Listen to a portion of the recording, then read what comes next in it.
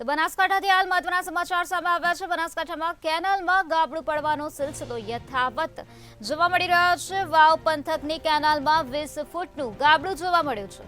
માળકા અને સૌપુરા ગામમાં 20 ફૂટનું કેનાલમાં ગાબડું પડ્યું છે। ગાબડું પડતા બાજુમાં આવેલ ખેતરોમાં કેનાલના પાણી ઘૂસી ગયા છે, ત્યારે ઊભા પાકમાં ઘૂંટણ સમા પાણી ભરાઈ ગયા છે। અનેક ખેડૂતોને લાખોનું નુકસાન થયું છે। તો બનાસકાંઠામાં કેનાલોમાં ગાબડા પડવાનો સિલસિલો યથાવત જોવા મળી રહ્યો છે, જેમાં બનાસકાંઠાના વાવ પંથકની કેનાલમાં 20 ફૂટનું ગાબડું પડી ગયું છે।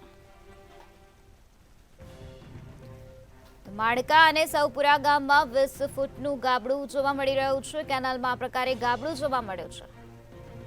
તો આજ મુદ્દે વધુ માહિતી આપવા માટે આપણી સાથે સંવાદદાતા ભરત રાજપૂત જોડાઈ ગયા છે।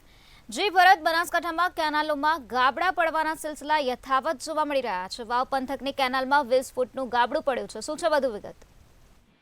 જી ચોક્કસથી જણાવી દઉં કે બનાસકાંઠા જિલ્લામાં સરહદી વિસ્તારમાં વાવ અને થરાદમાં ખાસ વારે ગાબડા પડતા હોય છે, જે અધિકારીઓને ગેટમેનના લીધે આજે વહેલી સવારે વાવના માળકા અને સૌપુરાની સીમમાં 20 ફૂટનું ગાબડું પડ્યું છે અને આજુબાજુના ખેતરોમાં ઘોંટણસમાં પાણી ભરાઈ ગયા છે અને જે અત્યારે શિયાળુ પાક છે તે પાકવાના યારે છે, તેમાં ખેડૂતોને લાખો રૂપિયાનું નુકસાન થવા પામ્યું છે।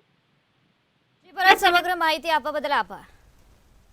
તો જે રીતે અમારા સંવાદદાતાએ જણાવ્યું કે કેનાલમાં ગાબડું પડતા બાજુમાં આવેલ ખેતરોમાં પાણી ઘૂસી ગયા છે, ઊભા પાકમાં ઘૂંટણસમાં પાણી ભરાયા છે, જેના કારણે અનેક ખેડૂતોને લાખો રૂપિયાનું નુકસાન થઈ ગયું છે। તો બનાસકાંઠામાં વાવ પંથકની કેનાલમાં 20 ફૂટનું ગાબડું જોવા મળી રહ્યું છે, ત્યારે કેનાલનું પાણી ખેડૂતોના ખેતરમાં ઘૂસી ગયું છે। ઊભા પાકમાં ઘૂંટણસમાં પાણી ભરાયેલા જોવા મળી રહ્યા છે, તેના કારણે ખેડૂતોને મોટા પ્રમાણમાં નુકસાન વેઠવાનો વારો આવ્યો છે।